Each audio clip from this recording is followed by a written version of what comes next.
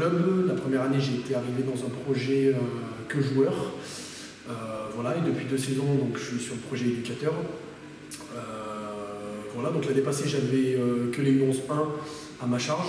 Et donc cette année, j'ai 2 catégories, donc la responsabilité de la catégorie U6-U7 et la responsabilité de la catégorie U10-U11, en étant toujours éducateur des U11A. Voilà, à partir de cette année, je serai aussi salarié BPGEPS au club. Voilà, le club m'a proposé ça juste pendant le confinement, donc voilà, ça a pu être possible et je suis très fier voilà, d'avoir cette tâche-là au sein du club sur les 22 prochains mois. Donc voilà, où je remplirai plusieurs tâches, que ce soit sportives ou même des tâches administratives au sein du bureau. Comment je peux qualifier le club du RCF? Tout simplement, je trouve que c'est un club qui est très convivial, où tout le monde s'entend très bien. Voilà, tout le monde se connaît aussi dans les différentes catégories, que ce soit les bénévoles, les éducateurs, les joueurs. Voilà, je pense que c'est vraiment, moi je considérerais ça comme une famille presque, ce club-là. Donc voilà, donc sur l'aspect convivial, vraiment, moi j'ai rien à dire et c'est vraiment très bien. Après, sur l'aspect sportif, ça rejoint aussi cet aspect convivial, c'est vraiment un tout. Et sur l'aspect sportif, c'est également très bien. Toutes nos équipes à 11 jouent en ligue. Voilà, chez les enfants, chez l'école de foot, même en préfo, ça bosse très bien. C'est des gamins qui s'entraînent 2 à 3 fois par semaine. Donc voilà, c'est plus que positif ce qui se passe. Voilà, donc je dirais un club très convivial, mais aussi sur l'aspect sportif, un club ambitieux. Ambitieux avec de vrais moyens. Et voilà comment je pourrais qualifier ce club de Rennes-Crusoe.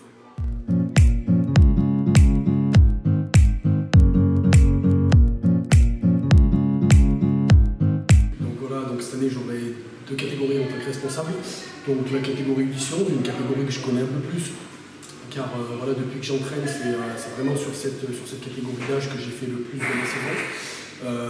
Voilà, au niveau des objectifs sur cette catégorie, c'est que déjà tous les enfants puissent s'épanouir. Voilà, on aura, je pense, 2 équipes U11, ça sera une certitude qu'on aura 2 équipes U11.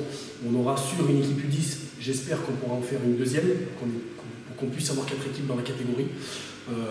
Voilà, au niveau des objectifs sur cette catégorie, comme j'ai dit, c'est que tous les enfants puissent s'épanouir, puissent progresser, ainsi que les éducateurs. Donc voilà, sur cette catégorie, moi j'aurai en charge les U11A.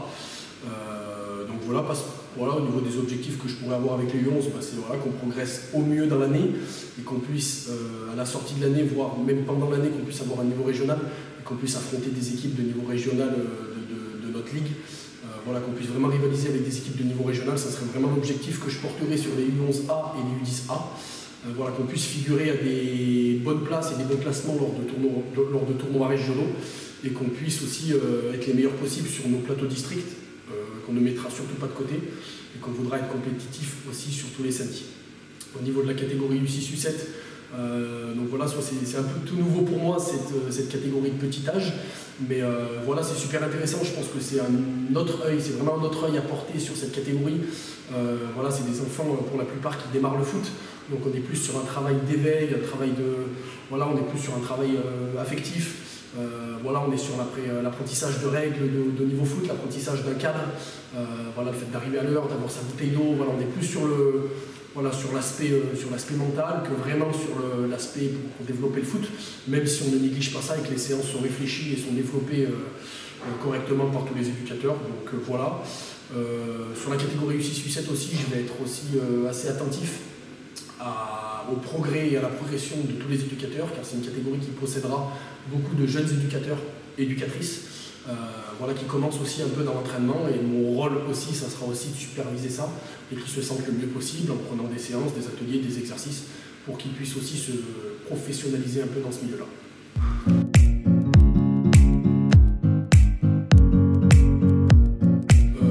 Sur le projet joueur, donc, je l'avais dit, ça fait 3 ans que je suis au club. La première saison, on était en excellence. L'année passée, on s'est maintenu en R3. Voilà, bon, il y a eu la crise du Covid qui nous a un peu coupé dans notre élan, on va dire, sur la fin de saison. Donc là, le premier objectif quand même, et que j'espère que c'est l'objectif de tous, c'est que la saison pourra se faire de manière pleine, qu'on va commencer la saison sur de bonnes bases et qu'on puisse surtout la finir en fin mai. Voilà pour mon premier objectif. Après, au niveau de mes objectifs un peu plus collectifs, j'espère qu'on aura un groupe soudé, comme on a eu quand même depuis 2-3 ans, un groupe qui s'entraîne. voilà, un groupe qui s'entend bien, un groupe qui veulent tous aller dans le même sens. Voilà, on n'a pas spécialement d'objectif de montée, de maintien, voilà, on veut juste se faire plaisir ensemble sur le terrain, tout en étant à la base d'un projet de jeu et qu'on puisse tous voir le foot de la même des façons. Ça serait vraiment l'objectif collectif principal que j'aurais pour cette saison. Voilà, on est tous une belle bande de copains, je pense, à l'extérieur. Par contre, voilà, j'espère qu'on pourra aussi l'être sur le terrain pour apporter le plus possible de victoires à l'équipe et qu'on se positionne de la meilleure des façons au niveau du championnat. Pour mes objectifs un peu plus perso, moi je me le fixe toujours le même d'année en année, c'est de faire le plus possible de matchs. Donc voilà, être épargné au niveau des blessures et avoir une hygiène de vie qui est irréprochable, ça c'est mon premier objectif. Voilà, enchaîner les matchs, c'est tout ce que le footballeur rêverait de pouvoir faire chaque saison. Donc voilà, j'aimerais aussi marquer un peu plus de buts quand même. Sur l'objectif perso, j'aimerais marquer un peu plus de buts. Et voilà, c'est enchaîner les matchs, marquer un peu plus de buts. Et voilà, surtout, voilà, le principal objectif quand même, il est collectif, c'est qu'on se fasse plaisir tous ensemble, qu'il y ait un bon groupe et qu'on prenne plaisir à venir s'entraîner tout au long de la saison. Souhaiter pour le futur, on peut me souhaiter beaucoup de plaisir, beaucoup de bonheur dans toutes les tâches que je vais accomplir en tant qu'éducateur déjà, beaucoup de réussite avec les 2 catégories que j'aurai à ma charge pendant cette saison. Voilà, beaucoup de plaisir, beaucoup de communication, beaucoup de bonheur avec les autres éducateurs aussi, qu'on puisse tous avancer dans le même sens. Ça, c'est ce qu'on peut me souhaiter sur le projet éducateur, sur le projet joueur, pardon, d'avoir les meilleurs résultats possibles, d'être le mieux placé dans le classement et d'être le plus performant sur le terrain. Et voilà, sur un point de vue un peu plus professionnel, que toutes mes missions au club soient réussies correctement, que je puisse valider mon contrat BPJEPS, mon apprentissage BPJEPS sur les 22 mois de bonne façon, que je puisse avoir les meilleures notes possibles et que je puisse le réussir de la meilleure des manières. Et voilà, beaucoup de bonheur au sein du club, beaucoup de plaisir et beaucoup de bons moments surtout. Voilà ce qu'on peut me souhaiter sur cette saison.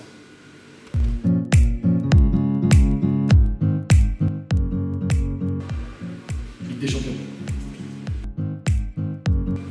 Paris. C'est mes 2 préférés, donc c'est une belle question. Je vais dire Mourinho. Équipe de France 2018. Je l'ai mieux vécu. Nike. FIFA.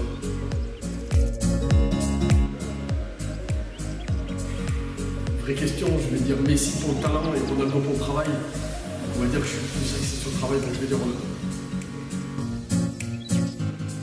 Championnat.